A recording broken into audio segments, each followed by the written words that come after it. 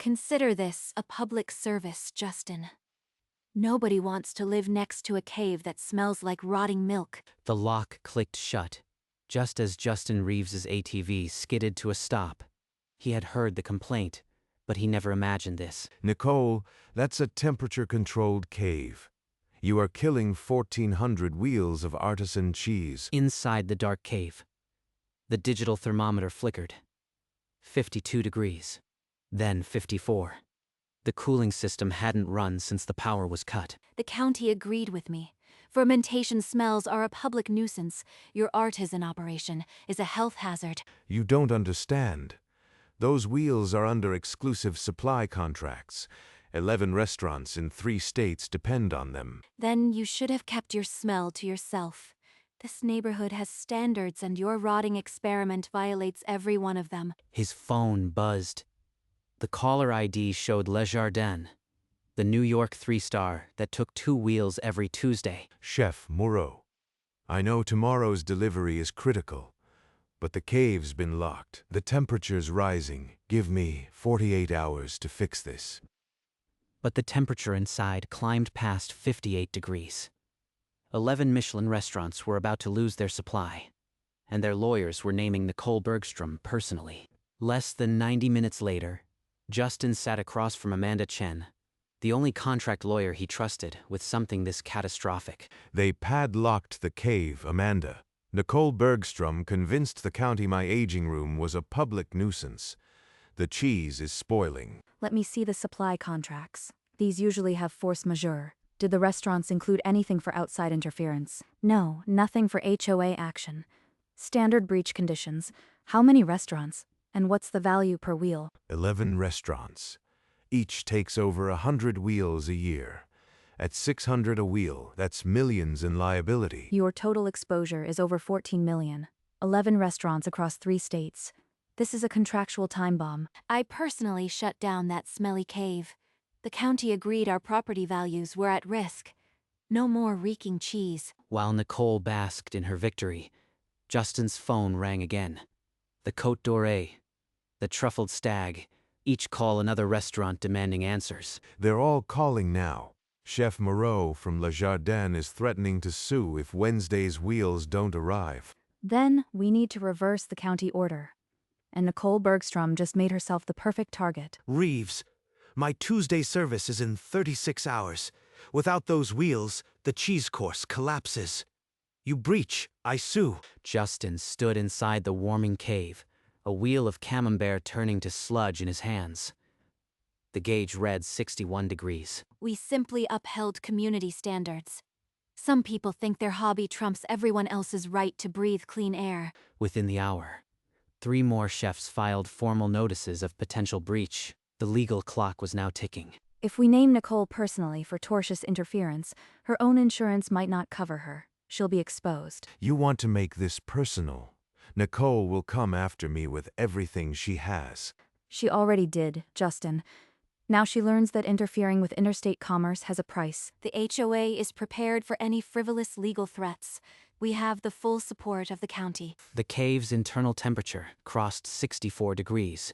In 5 more hours, spoilage would be irreversible. I am filing the complaint tomorrow. Nicole Bergstrom will be the defendant. That's not a threat, it's a promise. By Friday, 11 restaurants across 3 states sued. The breach damages $14 million. A summons? Over moldy cheese? The HOA's legal team will crush this nonsense. But the complaint Amanda Chen filed named Nicole Bergstrom personally. Tortious interference in interstate commerce. The HOA's own lawyer informed her the indemnity clause didn't cover willful interference. She was on her own. You can't abandon me. I was following the board's wishes. From California, the Truffled Stag served her at work. $300,000 in lost revenue alone. Another one. Who else is going to sue me for cheese? By nightfall, suits from 3 states sat on her desk, all naming her as the cause. Justin heard the news from Amanda. Nicole was cornered, but the temperature still rose. The thermometer hit 67. The cheese had hours, not days, but Nicole now understood 14 million. With the cave still locked and Nicole's lawsuits multiplying, Justin retreated to his farmhouse. He pulled out his grandfather's old leather briefcase. Grandpa always said the government recognized his craft. There must be a paper trail. Inside the folder, a yellowed certificate with a red circular seal. FDA Section 7 Artisan Producer. Issued to William Reeves, 1987. This cave isn't just a hobby. It's a federally designated artisan facility. My grandfather got it exempted decades ago. Beside the certificate, an old tin badge. Reeves Creamery, 1947. 2 generations of federal recognition. He called Amanda Chen immediately and drove to her office, clutching the folder like a life raft. Amanda, look at this. Under FDA Section 7, my cave has federal protection. The county had no right to padlock it.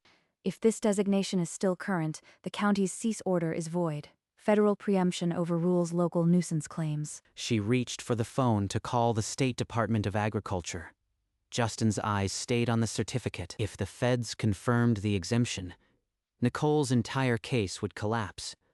But the cheese still sat at 68 degrees. Raymond Hayes stepped from his car at Justin's farm. The padlock gleamed in the sun. Mr. Reeves, I reviewed the certificate your attorney faxed. I need to verify the facility myself. The temperature's at 68 degrees. If this inspection takes long, 1,400 wheels will spoil. Across town, Nicole Bergstrom filed 3 new complaints against Justin, including a noise violation for his ATV. That man is now retaliating against me. I want a restraining order for harassment. Mr. Reeves, I have to serve you this complaint from Mrs. Bergstrom. I am just the messenger. You see, he's creating a hostile environment. The county should revoke his property rights entirely. This isn't a nuisance. It's a professional facility with clear federal recognition. Mr. Hayes, the federal database confirms the exemption. This cave is protected from local nuisance codes. The thermometer hit 69 degrees. Hayes had 24 hours. Nicole's complaints only built the case against her. After 3 hours inside the cave, Raymond Hayes closed his notebook. The verdict was clear. Mr. Reeves, this facility is exactly what your grandfather registered. Federal preemption overrides the local nuisance complaint. Hayes called the county attorney and dictated a 48-hour reversal. If the lock wasn't removed, the county faced sanctions. 47 hours. The wheels can survive that. What do you mean the feds are involved? You promised this would hold. The HOA board summoned Nicole to an emergency session. Her indemnity didn't cover board-approved recklessness. I was enforcing community standards. You all supported the complaint. Why am I the one facing $14 million? The board's silence was louder than any gavel. They passed a motion requiring Nicole to fix it herself. Justin, your grandfather left you a shield. The department will ensure it's never questioned again. Nicole sat alone in the HOA room, the padlock key still heavy in her pocket. The tide had turned. By the following morning, the county attorney received the state's formal reversal. The cease operation order against Justin Reeves was null and void. The Department of Agriculture requires full restoration. This facility is federally protected. The HOA is liable for $6.4 million. $6.4 million. For what? The cheese didn't even spoil. But the board offered no defense. They pointed to the indemnity exclusion and handed Nicole the bill. The letter from Summit Insurance Group was 2 sentences. Claim denied. Intentional act exclusion applies. They can't do this. My whole life savings isn't enough. Justin got the call from Amanda. The restoration order had landed, and Nicole Bergstrom was personally on the hook. Nicole Bergstrom is now personally exposed for the full restoration amount. Her insurance won't cover a penny. You promised me. You said the HOA would back me up. For the first time, Nicole Bergstrom understood what liability without a safety net felt like. Justin, Nicole Bergstrom's lawyer called. She's offering $500,000 to settle all claims. Tell her no. She padlocked my cave to ruin me. She doesn't get to write a check and walk away. Nicole received the refusal within the hour. Her last off-ramp had vanished. That evening, the HOA board convened an emergency session. The agenda was a single item: Removal of Nicole Bergstrom as board chair. You can't throw me out. I've enforced every covenant and protected this neighborhood from that smelly menace for years. The board's attorney read the indemnity exclusion aloud. No immunity. The liability was hers alone. They're trying to throw me off the board. If I lose this, we lose everything. Our house, our retirement. Her homeowner's insurance was already dead. Now the HOA was cutting her loose. 500,000 was a joke to them. They're going to take every last dollar. For the first time, Nicole Bergstrom had no allies, no insurance, and no plan. The HOA board voted. Motion carried. Nicole Bergstrom was no longer chair. They actually did it. The board threw me out like garbage. Then her husband Peter entered the kitchen. He didn't look at her when he spoke. Peter, please, we can fight this together. Don't give up on me. He set the divorce petition on the marble island and walked out without a word. That afternoon, Amanda Chen filed for permanent federal protection of the cave. The court docketed the case immediately. Justin, the hearing is set. Once the judge rules, Nicole won't be able to touch your operation ever again. The same hour, Nicole's bank notified her that all personal accounts were frozen pending litigation. Frozen. Every dollar. The cave ruined me, and I did it to myself. In the empty kitchen, the divorce papers sat beside the recall motion. Nicole Bergstrom had lost everything but the debt. 2 weeks later, Judge Maria Santos called the case of Reeves versus Bergstrom. The courtroom smelled of old wood and high stakes. This hearing will determine whether Mr. Reeves's facility merits permanent federal protection. I will hear evidence from both sides. Your Honor, FDA Section 7 preempts local nuisance laws. The defendant's padlock violated federal protections that have existed for 30 years. Nicole Bergstrom's attorney argued the smell was a common nuisance, unrelated to the cheese's quality, a threat to public health. Without the Reeves cave, my cheese course collapses. The flavor comes from the specific microflora. It is irreplaceable. That cave stank up the whole neighborhood. Federal protection for rotten milk is absurd. This certificate, issued under Section 7, grants Reeves Artisan Cave immunity from local nuisance complaints. The law is unambiguous. The federal designation appears valid. Mrs. Bergstrom, did you ever verify the legal status of the facility before padlocking? I relied on the HOA's complaint. The county issued the order. The judge's expression made the outcome clear. Justin's cave was about to become untouchable. This court grants permanent federal protection to the Reeves Artisan Cave under FDA Section 7. The facility is exempt from all local nuisance regulations. Permanent. Justin, she can never touch your cave again. Then the judge opened the second document. A personal liability judgment for tortious interference. Nicole Bergstrom, you are personally liable for $2.1 million in restitution.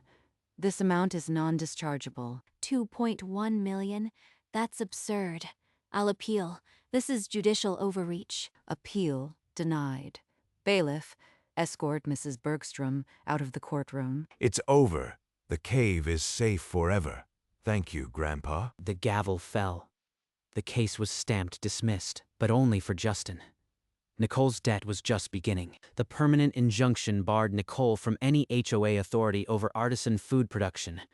The cave was untouchable. Nicole Bergstrom walked out, owing $2.1 million. The cave belonged to Justin forever. The day after the ruling, a county deputy placed a new padlock on the HOA clubhouse refrigerator.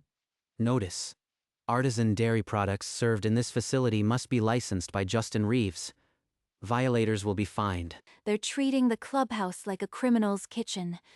And I am the reason. Her frozen accounts were transferred to the court. Home equity, car, savings, all absorbed by the judgment. Justin, the HOA just called. They want to negotiate a license. Your cheese is now their only legal option. Tell them licensing starts at 30% markup. Nicole's padlock just bought me the HOA's cheese budget. The demand letter says, settle or face contempt. There's nothing left but the check. Her lawyer confirmed the judgment was non-dischargeable. She would pay every cent. The HOA clubhouse kitchen now displayed a permanent notice: All artisan dairy must be sourced from Reeves Artisan Cave for the Bergstroms. There would be no HOA kitchen, no fuchsia blazer, and soon, no house. 3 days after the ruling, a process server from New York knocked on Nicole Bergstrom's door. Not another one. I've already lost everything. What else is there to take? Behind him, a second server from Texas already had her address. Nicole saw a neighbor's curtains twitch. The whole cul-de-sac is watching. They're all seeing my ruin. The California server arrived third, holding a final default judgment. 3 states, 3 ruinations in one morning inside the kitchen. A handwritten note lay beside the divorce papers. Peter had taken the children. I am filing for full custody. Don't contact us. He took my kids. He can't do this. I am their mother. She collapsed onto the cold marble floor. The default judgments scattered around her like fallen leaves. Nicole Bergstrom had lost her board seat, her marriage, and her home's equity. The only thing left was the debt. The morning after the court ruling, Justin Reeves removed the padlock himself. The cave's heavy wooden door swung open to cool, perfect air. 52 degrees. The cheese survived. He ran his hand over a wheel of Gouda. The rind had held. In 48 hours, delivery trucks from 3 states would load at his barn. Chef Antoine Moreau flew from New York personally. He wasn't coming to sue. He was bringing a lifetime contract. Justin, after your cave saved our cheese program, I want an exclusive 20-year deal. No more threats. Just partnership. Done. And you'll be the first to taste the new wheel aged under federal protection. The HOA's restoration crews arrived the same week. Heavy machinery tore out the padlocked door and installed a state-of-the-art monitoring system. 11 restaurants now displayed a framed certificate, sourced exclusively from Reeves Artisan Cave, federally protected. Every guest asks for the cheese that beat the HOA. It has become our best seller. Justin stood at his cave entrance, watching the sunset. Nicole Bergstrom's debt was pending, but his legacy was now permanent. A week after the ruling, Nicole Bergstrom stood in the HOA meeting room for the last time. The board refused to even acknowledge her. I enforced your rules. You all signed the complaint. Why am I the only one paying for it? Outside, neighbors she'd once ruled now avoided her like a contagion. Curtains twitched, but no one came out. They used to smile at me from those porches. Now they pretend I am invisible. By the week's end, a realtor hammered a for sale, by order of court, sign into the Bergstrom lawn. This was supposed to be our forever home. Now the court is selling it like a repo car. The open house drew no buyers. Too much notoriety hung over the address like the smell she once complained about. Betty, please. We were garden club together. Can't you tell me why everyone's turned their back? The neighbor quickened her pace, pulling her terrier as if Nicole carried a disease. Within a month, the bank took possession. The door wore a cobweb and a single sticker. Bank owned. Nicole Bergstrom was homeless. Nicole Bergstrom arrived at the bank wearing a borrowed blouse. Her fuchsia blazer had been sold. She took the settlement agreement and signed. $2.1 million. She didn't read a word. Across the lobby, Amanda Chen stood with an empty briefcase waiting. She's here to collect her victory. This is the final humiliation. The cashier's check for $2.1 million slid across the marble counter. Amanda's hand closed over it without a word. Nicole didn't look back. The glass doors swung shut behind her like a vault. An hour later, she sat on a park bench, the check stub trembling in her hands. 2.1 million. Every cent I ever saved, sent to the cheese man. Justin Reeves hadn't come to the bank. He was in his cave, holding the wheel of blue cheese that survived by half a degree. Nicole Bergstrom was debt-free, but she had nothing left except the memory of the padlock she once clicked shut. The evening news opened with a freeze frame of Nicole Bergstrom mid-scream. The chyron read, Cheese Cave Victory. HOA, Karen O's. $2.1 million. 11 Michelin-starred restaurants across 3 states sued her personally. Today, The final dollar was paid. The HOA clubhouse kitchen now bore a permanent sign. All artisan dairy served here must be licensed by Reeves Artisan Cave. Justin Reeves hung the permanent federal protection order inside his cave, right next to his grandfather's 1947 creamery badge. William Reeves, we did it. The cave is safe forever. She thought a $2 lock could stop 40 years of federal recognition. Now the HOA buys their dairy from me. The newspaper headline ran across 3 markets. Federal protection for Cheese Cave. HOA pays $6.4 million. Bergstrom named personally. The restoration order had been paid, the clubhouse kitchen licensed, and Nicole Bergstrom's name erased from every HOA record. In the cool quiet of the cave, 1,400 wheels slowly aged. No padlock would ever touch them again. The news chyron stayed on screen all evening. Ho ho, Karen's $2.1 million cheese debt closed. Justin Reeves never watched it. He was turning wheels. Nicole Bergstrom traded her fuchsia blazer for an orange safety vest. Her community service began on a highway roadside. I used to rule the HOA. Now I am picking up gum wrappers under guard supervision. That same Saturday, the HOA clubhouse held its first licensed event. A cheese board bore a discreet placard, provided by Reeves Artisan Cave. Licensed exclusively, the new HOA president handed Justin an oversized novelty key, a ceremony no one had planned before the padlock. Inside the cave, food critics from 7 states tasted the wheels that had survived the temperature crisis. Nicole watched from the edge of the parking lot, still in her work vest, unseen by any of them. They're toasting a cheesemaker while I scrub graffiti off county bridges. Justin was too busy leading a tour of schoolchildren through the cave, holding a wheel of blue cheese like a crown. Nicole slipped away before the first toast, invisible in the community she had once commanded. 1 month after the settlement, Nicole Bergstrom stood at the Greyhound stop with a single suitcase. The rain had started. She didn't look back as the bus pulled in. Leaving Boulder County. Maybe now the shame will end. Justin Reeves was leading a tour of 7th graders when the bus passed his farm. He never saw Nicole leave. He was describing the rind of a 30-month Gouda. That week, the HOA board passed a resolution. Nicole Bergstrom's name was struck from every governing document. A new wooden sign stood at the property entrance. Reeves Artisan Cave, Federal Protected Site. In HOA headquarters, the last reference to Nicole Bergstrom was a recall poster. By noon, it was gone. Grandpa, you'd be proud. The cave is safe, and the HOA buys their dairy from us. The Greyhound crossed the county line. Nicole Bergstrom's name would never appear in Boulder County records again. Inside the cave, Justin turned a 30-month wheel of blue cheese. The thermometer read a steady 52 degrees. The cave is safe forever, Grandpa. Just like you said. On the stone wall hung a brass plaque he'd installed that morning, in memory of William Reeves, whose land became a legacy of flavor. In the corner stood a mannequin in a fuchsia blazer, holding a padlock under a hand-lettered sign. The lock that started it all, Nicole Bergstrom Collection. Beside it, his grandfather's 1947 creamery badge rested next to the permanent federal protection certificate. 47 years of records, and every one held.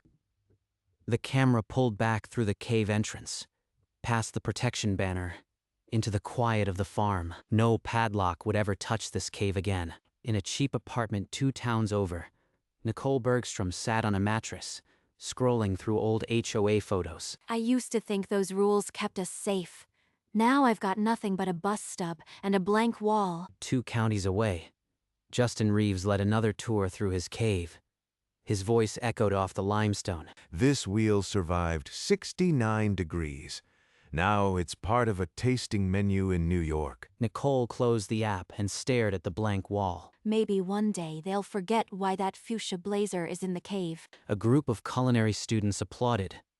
Justin smiled and handed out samples. She turned off the light. The room went dark. Her apartment went dark. Inside the cave, the temperature monitor glowed steady. The cave door stood open.